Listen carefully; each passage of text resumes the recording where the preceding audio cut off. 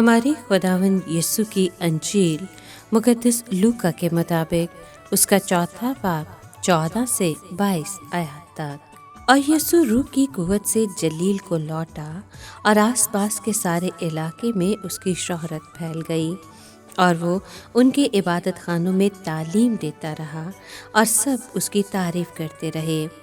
फिर वो नासरत में आया जहाँ उसने परवरिश पाई थी और अपने दस्तूर के मुताबिक सब्बत के दिन इबादत खाने में गया और पढ़ने को खड़ा हुआ और इशाया नबी का तुमार उसको दिया गया।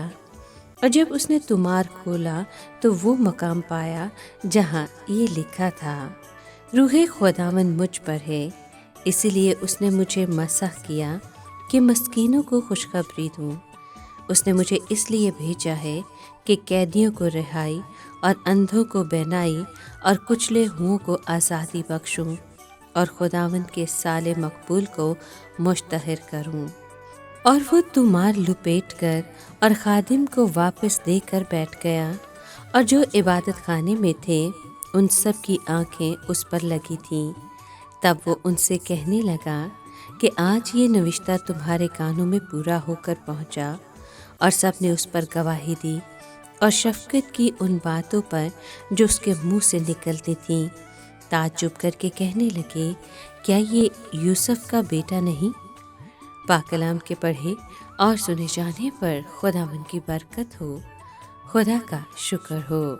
अजीज़ दोस्तों, यहूदियों का ईमान था कि मूसा की शरीयत के अलावा उसे कोहे सीना पर ज़ुबानी शरीयत भी दी गई थी, जो सीना बसीना बुज़ुर्गों की मजलिस तक चली आई है। ये मजलिस असीरी से वापस आने के बाद उज़रा की जगह कायम की गई है। इस मजलिस ने शरीयत में बहुत से इजाफे किए। फरीसी बाद में पाकीज़गी और सफाई के निस्बत रसूमात पर ज़्यादा जोर देते थे।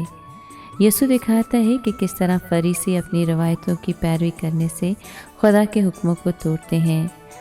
यीशु ने जब तुमार में से कुछ हिस्सा पढ़ा तो उसने लोगों को बताया कि आज ये नविश्ता तुम्हारे कानों में पूरा होकर पहुंचा। इबादत खाने में जितने भी लोग थे सबकी आंखें यीशु पर लगी हुई थी और सबने उस पर गवाही दी और शफ़क़त की उन बातों पर भी जो उसके मुंह से निकली थी। लेकिन फ़कीह और फरीसी इन तमाम बातों पर ताज्जुब करने लगे।